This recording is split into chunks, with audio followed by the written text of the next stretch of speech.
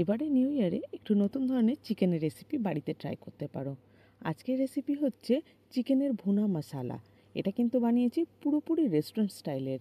এর যে টেক্সচার হবে, এর যে স্মেল, এর যে স্বাদ হবে, সবটাই কিন্তু রেস্টুরেন্টের মতো হবে। ভিডিওতে দেখতে পাচ্ছ চিকেনটা বাইরে থেকে কতটা সফট আর ভেতর থেকে কতটা জুসি হয়েছে। কিভাবে বানাচ্ছি, কি এর মধ্যে টেকনিক ব্যবহার করলে পরে এই ধরনের টেক্সচারটা আসবে, রেস্টুরেন্টে কি ব্যবহার করলে তার স্মেলটা অন্যরকম হয়, ভুনা মশলার ক্ষেত্রে সবটাই বলে দেবো আজকের রেসিপিতে। সঙ্গে থেকো তোমরা। ভুনা মশলাটা বানাবার জন্য প্রথমে পেঁয়াজ আমি কেটে নিচ্ছি। এখানে মোটামুটি 1 কেজি কাছাকাছি পেঁয়াজ নিয়েছি। 1 কেজি চিকেনে কিন্তু 1 কেজি পেঁয়াজ লাগবে। এটা পুরো বেরেস্তার মতো করে পেঁয়াজটাকে কেটে নিতে হবে, সরু সরু করে একেবারে। এবার যেটা করব সেটা হচ্ছে মশলা কি ব্যবহার করছি সেটা দেখিয়ে দেবো। এখানে নিচ্ছি আদা আর রসুন। এখানে দুটো গোলার মতো রসুন নিয়েছি, আদা নিয়েছি 2 টুকরো। নিয়ে এটার একটা স্মুথ পেস্ট বানিয়ে নিতে হবে। রেস্টুরেন্টে দেখবে একটু পাতলা পাতলা করে কিন্তু এর যে মশলাটা বানায় সেটা সেই ধরনেরই কিন্তু টেক্সচারটা আমিও রেখেছি। দেখো, একটু পাতলা পাতলা। এতে করে কি হয়, মশলা কিন্তু কড়াইতে দেওয়া মাত্র সহজে জ্বলে যায় না। এবার 3খানা আমি বড় সাইজের টমেটো নেব। এটাকে পিউরি হিসাবে ব্যবহার করব। এটাকে পেস্ট করে পাশে রেখে দেব। আর রেস্টুরেন্টে ভুনা মশলা বানাবার জন্য চিকেনে কি ফোড়ন দেয় সেটা দেখিয়ে দিই তোমাদেরকে, চলো। এখানে নিচে 2টো তেজপাতা, লবঙ্গ, এলাচ, দারুচিনি, একটা বড় এলাচ, আর নিয়েছি গোলমরিচ, আর 1 চামচ নিয়েছি সাদা জিরে। এটাকে পাশে রেখে দিই। আর এবার আমি যেটা করব সেটা হচ্ছে চিকেনগুলোকে একটু এরকমভাবে কেটে নেব। এতে কি হয়, চিকেনটা বেশ জুসি হয়, ভেতর থেকে উপর থেকে সফট থাকে। এখানে মোটামুটি আমি চিকেন নিয়েছি 1 কেজির মতো। এই চিকেনটাকে বেশি কিছু একটু মশলা দিয়ে ম্যারিনেট করে রেখে দেবো। ম্যারিনেট না, জাস্ট মাখিয়ে রেখে দেওয়ার মতো। নুন আর হলুদ দিয়ে কিন্তু এটাকে মাখিয়ে রেখে দিতে হবে। এইভাবে করলে পরে কি হবে, চিকেনের মধ্যে কিন্তু নুনটা খুব ভালোভাবে ঢুকবে। তাই অবশ্যই কিন্তু এই স্টেপটা তোমরা ফলো করো। তাহলে চিকেনের মধ্যে অনেক সময় থাকে দেখবে নুন ঢোকে না। এই ফলো করলে পরে স্টেপটাকে কিন্তু একদম পারফেক্ট হবে। এবার আমরা বানিয়ে ফেলবো মশলাটা। মশলাটা বানাবার জন্য কি করতে হবে, ফ্রাইং প্যানের মধ্যে কিছুটা সর্ষের তেল দিয়ে দিয়েছি আমি। এর মধ্যে দিয়ে দিচ্ছি সেই ফোড়নে ব্যবহার করার জন্য যে মশলাটা রেখেছিলাম সেটা। মিডিয়াম ফ্লেমে রেখে একটু ভালো রকমভাবে এটাকে ফ্রাই করতে হবে। হাই ফ্লেমে রেখো না, নাহলে কিন্তু জিরেটা পুড়ে যাবে। যখন দেখবে একটা সুন্দর গন্ধ বেরিয়ে আসছে, তখন কিন্তু এর মধ্যে অ্যাড করে দিতে হবে পেঁয়াজ কুচিগুলোকে। আমি এখানে সমস্ত পেঁয়াজটাই দিয়ে দিয়েছি। এবার আমি এটাকে ভালো মতো একটু ভেজে নেব। ঠিক ততক্ষণ ভাজবো যতক্ষণ এটা নরম হয়ে আসছে। এবার অন্যদিকে আরেকটা কড়াই বসিয়ে দিয়েছি। কড়াইয়ের মধ্যে দিয়ে দিচ্ছি সেই চিকেনটা, যেটাকে আমি মাখিয়ে রেখেছিলাম নুন হলুদ দিয়ে। এটাকে একটুখানি ফ্রাই করে নিতে হবে। ফ্রাই বলতে কিন্তু খুব বেশি ফ্রাই না, জাস্ট 1 থেকে 2 মিনিট একটু সাঁতলে নেওয়া যাকে বলে, সেই ধরনের সাঁতলে নিতে হবে। এতে পরে কি হবে, ভাজার যে একটা যে স্মেলটা এবং যে টেক্সচারটা, এর মধ্যে যে জুসি ভাবটা, সেটা কিন্তু খুব সহজেই চলে আসে। তার জন্য এই স্টেপটা তোমরা কিন্তু অবশ্যই ফলো করবে। তাহলে এদিকে চিকেনটা ভাজা আমার হয়ে গেছে। এবার আমার এদিকেও কিন্তু পেঁয়াজটা বেশ লাল লাল হয়ে নরম হয়ে এসছে। দেখো, হাতা খুন্তির সাহায্যে আমি একটুখানি এটাকে গেঁথে দিচ্ছি, যাতে করে যে পেঁয়াজটা মানে একটু শলা শলা ছিল সেগুলো সবটাই যেন নরম হয়ে যায়। তাই এইভাবে একটু গেঁথে গেঁথে দিলে পরে পেঁয়াজটা দেখবে বেশ সফট হয়ে যাবে। এবার যেটা করতে হবে, এর মধ্যে বেশ কিছু মশলা দিয়ে দিতে হবে। তার জন্য এখানে আমি প্রথমে দিয়ে দিচ্ছি কিছুটা নুন, স্বাদ মতো। নুনের পরে দিয়ে দেবো এর মধ্যে খানিকটা হলুদ গুঁড়ো।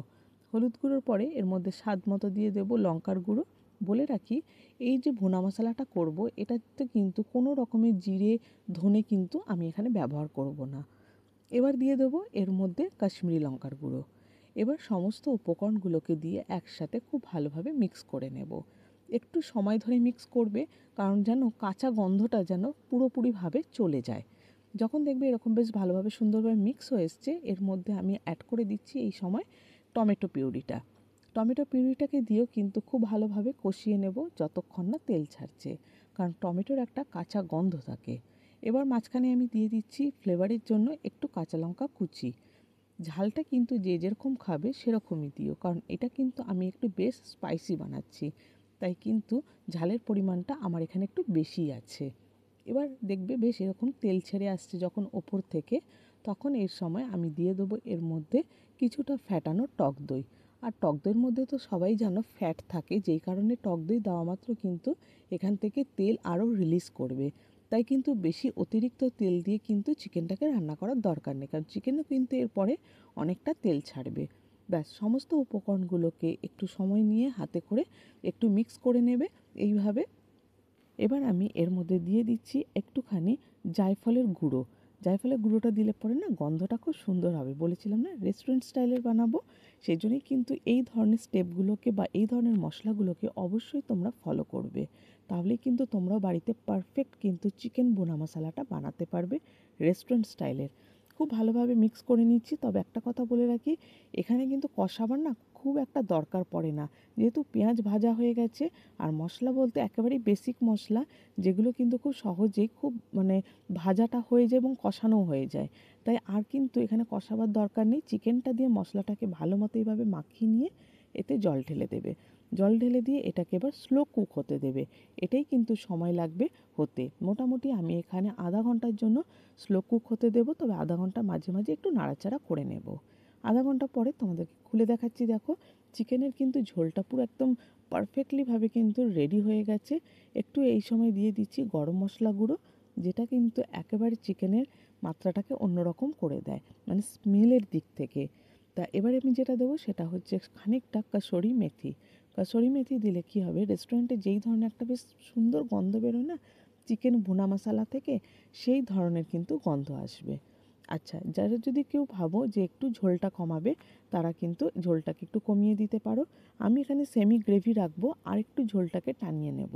দিয়ে সেমি গ্রেভি রেখে কিন্তু এটা লুচি পরোটার সাথে বা ভাতের সাথে খুব সুন্দর লাগে খেতে।